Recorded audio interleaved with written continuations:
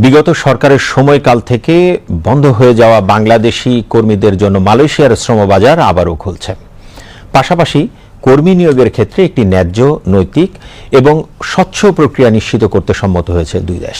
গত বুধবার মালয়েশিয়ার পুত্রজায়ায় বাংলাদেশ ও মালয়েশিয়ার মধ্যে শ্রম অভিবাসন বিষয়ে মন্ত্রী পর্যায়ের এক দ্বিপক্ষীয় বৈঠকে বাংলাদেশের প্রতিনিধি দলের নেতৃত্ব দেন শ্রম ও প্রবাসী কল্যাণ মন্ত্রী আরিফুল হক চৌধুরী। তার সঙ্গে ছিলেন প্রধানমন্ত্রীর উপদেষ্টা মাহাদি আমিন।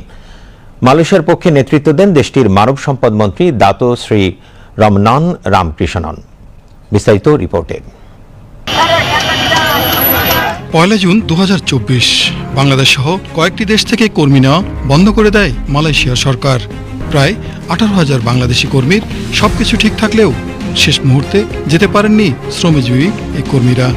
এতে করে এসব কর্মীদের জমা দেওয়া আনুমানিক 800 কোটি টাকার ভবিষ্যৎ অনিশ্চয়তার মুখে পড়ে। জটিলতার কারণে আমরা যেতে পারি নাই। আমাদের সবকিছু কমপ্লিট। এই ব্যর্থতা কাদের? এই ব্যর্থতাকে আমাদের।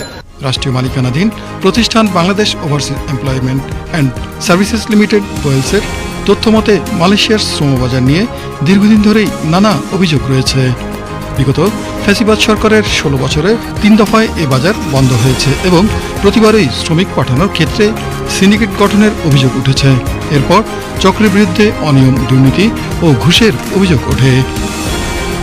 এমন বাস্তবতায় বাংলাদেশ জাতীয়তাবাদী দল বিএনপি সরকার গঠনের পর গুরুত্বপূর্ণ এই জনশক্তির শ্রমবাজার খুলে দিতে গত বুধবার মালয়েশিয়া সফর করেন প্রবাসী কল্যাণ মন্ত্রী আরিফুল হক এবং প্রধানমন্ত্রীর উপদেষ্টা ডক্টর মাহাদি আমিন। সফরকালে বাংলাদেশের প্রতিনিধি দল অভিবাসন নিয়ে দ্বিপক্ষীয় বৈঠকে বাংলাদেশি কর্মীদের জন্য শ্রমবাজার খোলার বিষয়ে ঐক্যমত হবার পাশাপাশি কর্মী নিয়োগে স্বচ্ছ প্রক্রিয়া নিশ্চিত করতে সম্মত হয়েছে দুই দেশ। বৈঠকে মালয়েশিয়া সরকার তাদের এআই ভিত্তিক নিয়োগ পদ্ধতির প্রস্তাবনা তুলে ধরে মধ্যস্বত্বের দৌরাত্ম্য দূর করা এবং অভিবাসন ব্যয় শূন্যে নামিয়ে আনতে প্রস্তাব দিয়েছে। এছাড়া যেসব কর্মী আগের নিয়োগ প্রক্রিয়ায় আটকে পড়েছিলেন তাদের দ্রুত মালয়েশিয়া পাঠানোর বিষয়েও আলোচনা করেন তারা।